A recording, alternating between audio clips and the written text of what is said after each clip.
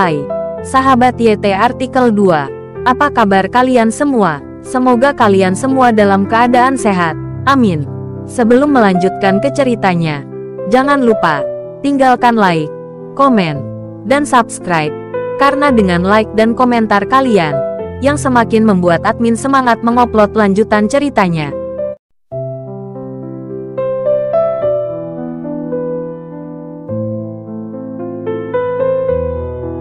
Episode 483. Kisah Aditya, anak bos besar yang berpura-pura miskin. Aditya benar-benar bingung dengan Selena ini. Melihat wajah menawan Selena, mengedipkan mata padanya, dan bahkan menyeretnya ke sudut di mana tidak ada orang di sekitarnya. Dia segera menyadari ada sesuatu yang tidak beres. Apakah gadis ini akan melakukan trik yang sama seperti terakhir kali? Memikirkan Selena menampilkan trik di kamar hotel di Palu, Aditya merasa tidak bisa berkata-kata. Melihat penampilan Selena sekarang, Aditya merasa semakin khawatir. Nona Selena, jika ada yang ingin Anda katakan, katakan saja di sini. Aditya berdiri di sana tanpa bergerak, menatap Selena. Ketika Selena melihat Aditya tidak bisa diseret, dia tiba-tiba menjadi tidak senang. Memang benar tuan muda yang kaya begitu kejam. Bagaimana kamu bisa begitu baik kepada orang lain? Sialan. Aditya bahkan lebih terdiam dan menatap Selena. Dia tidak mengatakan sepatah kata pun. Ingin melihat apa yang sedang dilakukan Selena. Tuan Aditya, saya datang jauh-jauh untuk mengantarkan paus putih itu kepada Anda secara pribadi. Apakah Anda begitu tidak baik? Apakah Anda begitu tidak peduli dengan pikiran orang lain? Selena menjadi bersemangat dan menanyai Aditya. Nona Selena, mengapa saya begitu tidak baik? Apakah saya telah mengabaikan Anda? Aditya bertanya tanpa daya. Tentu saja aku lalai. Aku hanya ingin membisikkan sesuatu padamu. Tapi kamu sangat tidak sopan. Selena berkata kepada Aditya dengan nada centil. Dia mengeluarkan suara yang sangat keras sehingga banyak orang di sekitarnya menoleh, termasuk karyawan Aditya. Aditya juga tahu bahwa dampak dari situasi ini akan buruk. Jadi dia tidak punya pilihan selain menganggukkan kepalanya dan berkata kepada Selena, "Baiklah, Nona Selena, Anda ingin bicara di mana?" "Di depan. Tidak ada yang akan melihatmu di sana." Selena menunjuk ke sudut 10 meter di depan. Itu memang cukup rahasia. Aditya benar-benar sakit kepala. Dia juga tahu bahwa Selena pasti mengadakan semacam pertunjukan. Tetapi dia tidak punya pilihan selain pergi bersamanya. Keduanya mencapai sudut di depan. Dan seperti yang diharapkan Aditya, Selena benar-benar mengambil tindakan.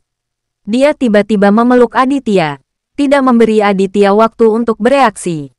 Ini sudah terlambat bagi Aditya untuk bersembunyi. Jadi dia memeluknya erat. "Nona Selena, apa maksudmu?" Aditya melihatnya dengan tidak senang Selena. Selena terkekeh dan berkata kepada Aditya, "Baiklah, Tuan Aditya. Jangan berpura-pura menjadi pria sejati di depan saya." "Teman-teman, apakah ada pria yang tidak menyukai wanita cantik?"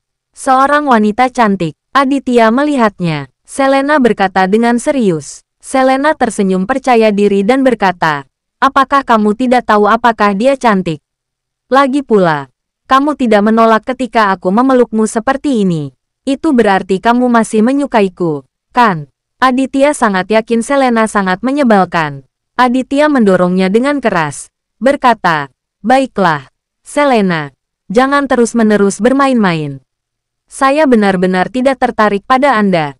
Wajah saya tidak akan merah atau putih jika saya berbohong. Biarkan saya memberitahu kamu sebenarnya. Aku telah jatuh cinta padamu dan ingin menjadi pacarmu." Selena begitu galak sehingga dia berbicara langsung dengan Aditya. Aditya sangat yakin, Selena sangat proaktif ketika dia bisa menghadapi apapun. Beraninya mengatakan itu, "Saya sudah punya istri, dan saya sangat mencintainya. Lagi pula, apakah kamu tidak punya pacar? Apakah kamu layak untuknya? Haha, kamu punya istri. Ini bukan masalah. Aku tidak ingin menghancurkan keluargamu. Sedangkan untuk pacarku, aku tidak terlalu mencintainya. Lagi pula, dia masih terbaring di tempat tidur seperti orang yang tidak berguna. Saya tidak tahu kapan dia akan bisa berdiri." Selena tertawa. Aditya terlalu malas untuk memperhatikan wanita seperti ini. Oke, saya sangat sibuk dan tidak punya waktu untuk mengobrol denganmu. Jika kamu tidak ada urusan, kembalilah ke Palu, kata Aditya, berbalik dan pergi. Kamu, Selena menghentakkan kakinya dengan marah. Setelah menghabiskan begitu banyak usaha, dia tidak bisa memenangkan hati Aditya. Hal itu membuatnya sangat tertekan. Ham-ham. Mari kita lihat berapa lama kamu bisa serius. Selena melihat punggung Aditya dan mendengus dingin, lalu mengertakkan gigi dan menelepon. Hei, Aditya tidak menerimaku. Saya ingin tahu apa yang harus saya lakukan selanjutnya. Setelah keluar dari taman air, Aditya bergegas pulang. Namun sebelum dia sampai di rumah, ponsel Aditya berdering. Ketika melihat nomor peneleponnya, ternyata itu adalah nomor April. Saudaraku. Tolong cepat datang. Ayah sedang dalam masalah. Hati Aditya tenggelam setelah mendengar ini. Ia tahu bahwa ayah angkatnya itu sopan sepanjang hidupnya. Namun semakin sopan seseorang, semakin besar kemungkinan mereka diintimidasi dalam masyarakat. Dia tidak tahu masalah apa yang dihadapi ayah angkatnya. Dan Aditya merasa sedikit marah. Di mana kamu? Aditya bertanya dengan cepat. Dia anggota keluarga keraton. Saudaraku. Datang dan lihatlah. Pihak lain sama sekali tidak masuk akal. April berkata dengan cemas. Oke, saya akan segera ke sana, kata Aditya dan menutup telepon. Berkendara langsung ke area Family Villa. Begitu berkendara ke komunitas tersebut, dia melihat banyak orang berkumpul di depan. Mereka semua merupakan warga komunitas tersebut, dan mereka berpisah dari masa setelah turun dari mobil. Aditya masuk dan melihat-lihat. Aditya melihat ayah angkatnya dicengkeram pakaiannya oleh seorang wanita parubaya berusia 40-an. April terus berusaha membujuknya, tetapi wanita parubaya itu tetap menolak untuk melepaskannya. Kamu bajingan pemilih, bukankah kamu berjalan tanpa mata? Beraninya kamu menyenggol dan menodai pakaianku. Bisakah kamu membayarnya? Wanita parubaya itu berpakaian cukup mewah, dan ada sesuatu cincin tergantung di lehernya. Rantai emas geram, tampak seperti orang kaya baru. Hendrik sangat gugup. Dia masih sangat takut mendapat masalah.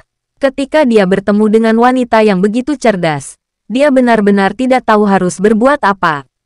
Nyonya, aku sedang terburu-buru keluar dan menabrakmu tanpa memperhatikan. Maafkan aku. Hendrik segera meminta maaf kepada wanita parubaya itu. Apakah matamu tumbuh di belakang kepalamu? Kamu sedang terburu-buru untuk keluar. Mengapa kamu terburu-buru? Mata Anita itu melotot dan kata-katanya menjadi semakin jelek. Aku tidak memperhatikan, kakak. Jangan khawatir. Lagi pula, kamu sudah sangat tua. Siapa yang kamu sebut kakak? Apakah aku setua itu? Menegur Hendrik. Baiklah. Nak, tenanglah. Jika pakaianmu kotor, aku bersedia membersihkannya untukmu. Hendrik benar-benar tidak punya pilihan selain terus mengatakan hal-hal baik. Semburan tawa terjadi di antara kerumunan, dan banyak orang memandang wanita bangsawan ini dengan mata ceria. Dia sudah berusia 40-an. Dia tidak suka kalau lelaki tua itu memanggilnya kakak, tapi dia menyukainya dia memanggilnya seorang gadis. Ya, saudari, jika pakaianmu kotor, aku akan membersihkannya untukmu. April tidak berani memanggil wanita itu bibi, jadi dia hanya bisa memanggilnya lebih muda. Cuci. Cuci pantatmu. Apakah kamu orang miskin yang layak mencuci pakaianku? Teriak wanita itu sambil menariknya. Bersambung.